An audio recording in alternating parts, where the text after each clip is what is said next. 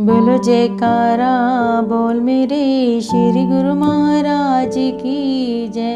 अनंतपुर वासी श्री भगवान की जय। अमर ज्योति दर्शन ग्रंथ दिव्य अमृत महोत्सव।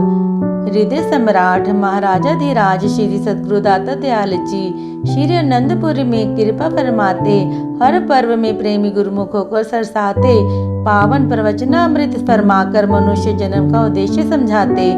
महापुरुष आपका शुभ अवतरण दिवस दिनांक 20 सितंबर हर्षोल्लास के साथ पर्व की तरह मनाया जाता था। 10 वर्ष तक महाप्रभु जी ने श्री प्रयाग धाम को ही सौभाग्यवान बनाया।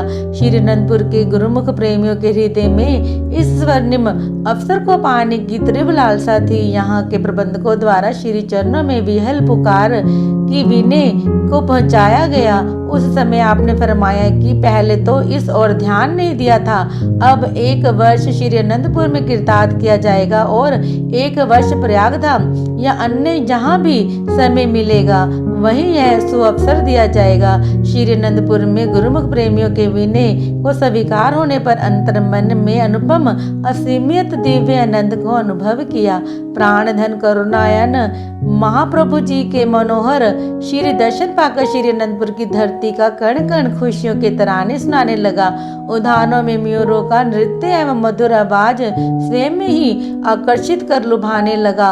10 दिशाओं में भैरी मृदंग का सुर ताल गुंजाने लगा। गुरुमुख प्रेमियों के उल्लासपूर्ण अंतर हृदय के वाद में सुर से सुर मिलाकर अपनी भावनाओं को समर्पित किया। इस शुभ वेला में श्री दर्शन खुले और आपने आई हुई संगत समस्त संगत को मनुष्य जन्म के विशेषता का बोध कराते हुए श्री वचन फरमाए। यह जीव संसार में आया है, इसको मनुष्य दया मिली है। यह अपने मालिक से वायदा करके आया था, किस मकसद के लिए आया था इसको महापुरुष समझाते हैं। कौन तलब थी लेके आया, कौन सी ख्वाहिश मन में, किस कारण तू आया जग में, क्या लगन थी मन में। एक ही ख्वाहिश एक ही तलब जो लाई थी जग में, करूँगा भजन निरंतर तेरा, यही उमंग थी मन में। आकर माया के धोखे में भूल गया सब वायदे, भक्ति भजन को छोड़कर फंस गयो विषयों के फंदे। अजहू भजन अजहू समझ जा संत चिताते, छोड़ अपनी नादानी, भजन प्रभु का कर ले बंदे, सफल बना जिंदगानी। जीवात्मा जब इस लोक में आई तो इसे मनुष्य जन्म मिला, जो इसकी कितने जन्मों की याचना थी। दीर्घ काल से जीव की यही मांग थी कि मुझे मनुष्य जन्म मिले, मैं प्रभु का भजन करूंगा, भक्ति करूंगा। इस मांग के अतिरिक्त इसके दिल में और कोई ख्याल नहीं था। लेकिन माया का इस पर ऐसा प्रभाव पड़ा कि यह अपने सारे वायदे भूल गया, अपने कल्याण का मार्ग भी भूल गया। दुखी से दुखी होने का जो सुअवसर मिला था, दुखी से सुखी होने का जो सुअवसर मिला था, माया के बुलावे में आकर इसे भुला बैठा। महापुरुष जीव को सुजाग कराते हैं कि तू इसी समय में अपनी रूह को मुक्त रूप कर बंधनों से आजाद हो सकता है, सच्चे सुख और सच्चे आनंद को प्राप्त कर सकता है। यदि यह अवसर हाथ से निकल गया तो दोबारा हाथ में नहीं आएगा। इंसान को बार बार पछताना पड़ेगा। सत्संग और संत महापुरुषों के इंसान को क्यों आवश्यकता होती है? सत्संग और संत महापुरुषों की इंसान को क्यों आवश्यकता होती है? क्योंकि वे इसको सही मार्ग दिखलाते हैं, इसे नुकसान से बचाते हैं। फिर यह कोई थोड़ा नुकसान नहीं। मनुष्य जन्म पाकर जीव यदि नीच योनि में चला जाए तो कितनी नादानी है। इंसान दुनिया की आस रखता है, मगर इसका कोई भी आस पूरी नहीं होती। आशा करता जुग में हो, आशा मरी न जाए, नानक आशा पूरिया, सच्चे सियों चित लाए गुरबाणी। इंसान अपनी आशाओं की पूर्ति के लिए कई यत्न करता है, परंतु उसकी आशाएं पूरी नहीं होती। फरमाते हैं, आशा संभे लाही के इका आस कमाऊं, बस मालिक की आस रहे और कोई आस ना रहे। जो सदगुरु के शब्द का सिमरन करते हैं, नाम की कमाई करते हैं, उन्हें मालिक की दरगाह में डोई मिलती है और वे अपना सुख मुख उज्जवल कर कर जाते हैं। पावन श्री प्रवचनों का श्रवण कर सबके हृदय में अपार आनंद समा गया। सब ढोल नगारे बजाकर शुभ अवतरण दिवस के उपलक्ष्य में भजन बोलते हुए नृत्य करने लगे। ऐसा लग रहा था कि आज सारी दृष्टि में आनंद ही झूम रही है, सारी सृष्टि ही आनंद में झूम रही है और अपने महाप्रभु जी पर बलिहारी जाती हुई कोटि बधाइयां अर्पित कर मंगल गीत गाते हुए शुभ सगन बनाते हुए आनंद में हो रही हैं। इस शुभ पर्व पर हजारों की संख्या में संगतें श्री दर्शन में कृतार्थ हुई। विदेशों से भी प्रेमी जनों ने आकर श्री दर्शन का लाभ प्राप्त किया। जो भी एक बार आपके द्वितीयमान मनोहर मुखमंडल की ओर एक झलक पा लेता, वह अपनी सब सुध बुध भुलाकर श्री चरणों का भंवर प्रेमी बन जाता। आपके श्री दर्शनों में ऐसा कोई तीव्र विलक्षण चुंबकीय आकर्षण था। उस समय दुबई के एक अन्य भक्त थारी जी के साथ उनके एक अरेबियन मित्र दुबई से श्री आनंदपुर में श्री दर्शनों के लिए आए थे। उन्होंने अरेबियन वेशभूषा पहनी हुई थी। उन्होंने जब श्री परमहंस दयाल जी की अनुपम रचना श्री आनंदपुर के दर्शन किए तो उनके मुख से अनायास ही निकला कि अगर दुनिया में कोई जन्नत है तो यही है। उन्हें श्री सद्गुरु दाता दयाल जी की समीपता एवं पावन दुर्लभ नूरानी श्री दर्शनों का सौभाग्य प्राप्त हुआ तो सहसा कह उठे कि अगर दुनिया में कोई खुदा है तो यही है। इस प्रकार आप प्रत्येक दर्शनार्थी को उसकी भावना के अनुरूप श्री दर्शन प्रदान कर उसे कृतार्थ करते। वह आपके गुणवाद गाता न थकता। किसी प्रेमी ने क्या खूब कहा है, खुदाई नूर से मनवर है मेरे कामिल मुर्शीद, खुदा खुद बन के आए हैं मेरे कामिल मुर्शीद। चश्म ए दिल में किया जिसने दीदार एक बार, बना दिया दीवाना उसे मेरे कामिल मुर्शीद। हो जी मुहूर्त। आपने शारीरिक सुख सुविधाओं की उपादेयता को प्रमुख रखते हुए बड़े टैंक का निर्माण आरंभ करवाया। पहले भक्तानियों की ओर श्री शांति भवन के सामने पाइप व टैंकियां लगी हुई थी जहां से सब हाथ धोया करते थे। यह स्थान डिब्बे के रूप में बहुत ऊंचा था। भक्तानियों की ओर आवास स्थान से श्री परमहंस मंदिर तक पहुंचने के लिए मार्ग इतनी ऊंची नीची जगह थी कि मानो कोई पर्वतीय स्थान की ढलान और पुनः ऊंचाई की ओर जाना पड़ता था। श्री कृपा से सेवा में ऐसी शक्ति थी कि जिससे ना थकावट महसूस होती थी और ना ही मार्ग को तय करते हुए सांस फूलने का एहसास होता। आपने प्रथम इस सड़क को जितना समतल हो सकता था उतना ऊंचे नीचे टिब्बों को हटाकर समतल बनवाया। सभी यह देखकर आश्चर्यचकित होते कि सड़क पर जहां हाथ धोया करते थे वह स्थान धरती से 20 फुट की ऊंचाई पर था। उस स्थान पर उपयुक्त जानकर यहाँ पर पानी की बड़े टैंक का निर्माण करने की श्री आज्ञा फरमाई। गुरुमुख सेवा के सौभाग्य को पाकर अत्यंत हर्षित हुए, क्योंकि स्वयं महाप्रभु जी इस स्थान पर दिन में 2-3 बार आकर श्री दर्शन से कृतार्थ करते, भोग प्रसाद खिलाते तथा श्री प्रवचनों से सरसाते। यहाँ पर बड़े बड़े पत्थर गुरुमुख जन ही चढ़ाया करते थे। एक बार उन्होंने एक भारी भरकम पत्थर को वहीं छोड़ दिया। आप यहाँ पधारे तो पूछा कि इस बेचारे को क्या दोष जो अपने स्थान पर नहीं पहुँच पाया। गुरुमुखों ने इसे क्यों नहीं उठाया। विनय हुई कि प्रभु यह इतना भारी है कि उसे उठाना तो दूर, हम तो इसे हिला भी नहीं पाए। आप मुस्कुराते हुए उसकी ओर गए और उस पर अपना चरण स्पर्श किया।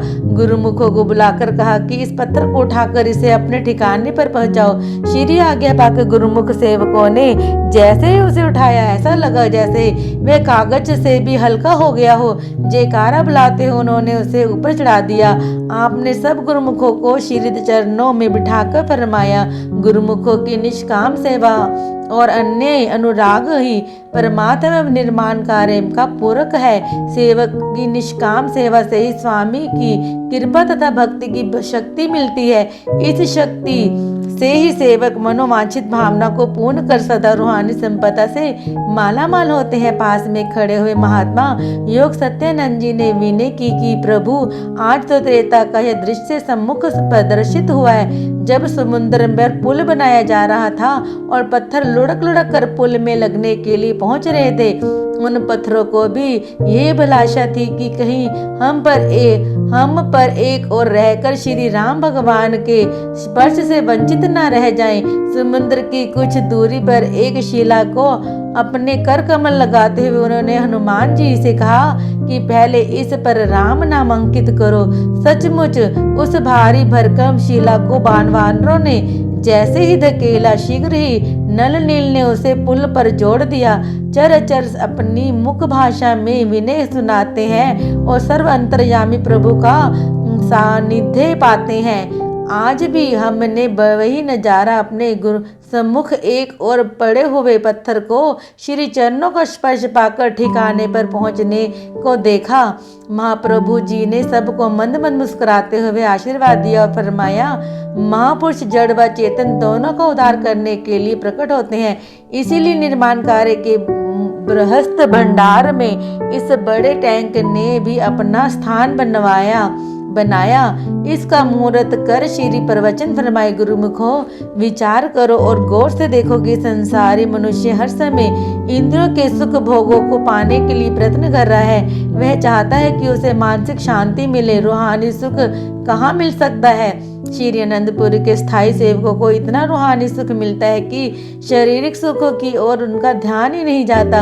अंतर मन में झांक कर देखो कि दोनों सुख अनायास ही प्राप्त हो रहे हैं और सेवक जन माला माल हो रहे हैं। महापुरुषों को सदैव सेवकों की हित चिंता रहती है। इस बड़े टैंक को बनाने का मकसद यही है कि इसमें पानी इकट्ठा होने पर कभी भी पानी की असुविधा नहीं होगी। दरबार की विशाल महिमा के कार्य भी विशाल रूप धारण किए जा रहे हैं। आज पानी के टैंक का मुहूर्त हो रहा है। यहाँ पहले ऐसा समय था कि एक बूंद पानी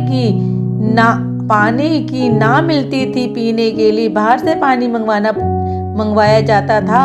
जगह जगह बोरिंग नल हैं जिनसे 24 घंटे अब जगह जगह पर बोरिंग नल है जिनसे 24 घंटे पानी मिलता है। शहरों में पुनः दिन में घंटा आधा घंटा ही पानी मिल पाता है। लेकिन श्री आनंदपुर में पानी की कमी नहीं। आज यहाँ एक टैंक बना है। आगे चलकर आवश्यकता अनुसार इसमें बड़े बड़े अनेक पानी के टैंक बनेंगे। यहाँ जिस चीज की रूह को तलब है वह आत्मिक सुख शांति समयुसर है। गुरुमुख महापुरुषों की वाणियों के अनुसार रूह के कल्याण का काम कर रहे हैं। श्री अनंतपुर दरबार की समस्त कार्यवाही गुरुमुखों के कल्याण के लिए है। सब कुछ वर्तते हुए वे इस श्री गुरु महाराज जी को समझकर मोह माया के बंधन से छूट जाते हैं। वे आपा भाव को मिटाकर काम क्रोध के गलबे से बचकर सेवा में रत रहकर आत्मिक लाभ कमा लेते हैं और जीवन को हर प्रकार से सुख रूप बना लेते हैं। महाप्रभु जी का खेल गुरुमुख प्रेमियों की भावना का मेल। सहयोगी बन कुदरत ने अचंभा दर्शाया। सब ने अपने सम्मुख दृश्यमान कौतिक को भरपूर आनंद पाया। 3-4 बड़े बड़े पाइपों से पानी टैंक में भर रहा था। हवा इतनी तेज चल रही थी कि उनकी मोटी जलधाराएं फुवारों के रूप में बाहर बरस रही थी।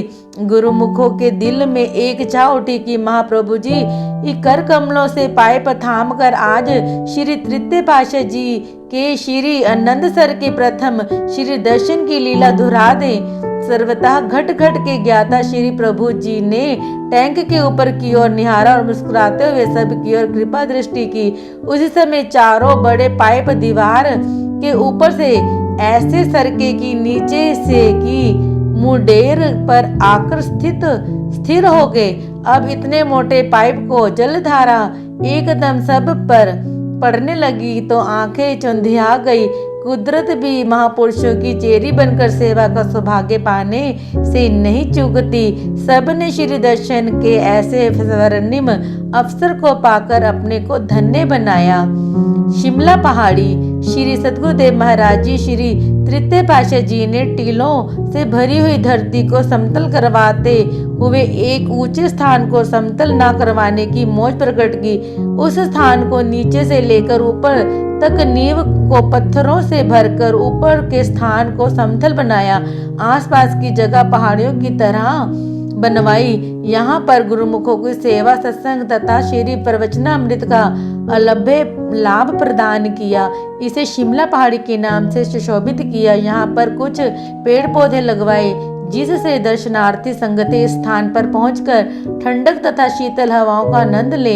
आपने श्री पंचम पातशाह जी महाराज प्रत्येक उन स्थानों को नवीनीकरण किया तो पहले महापुरुषों की स्मृतियों को संजोए हुआ था।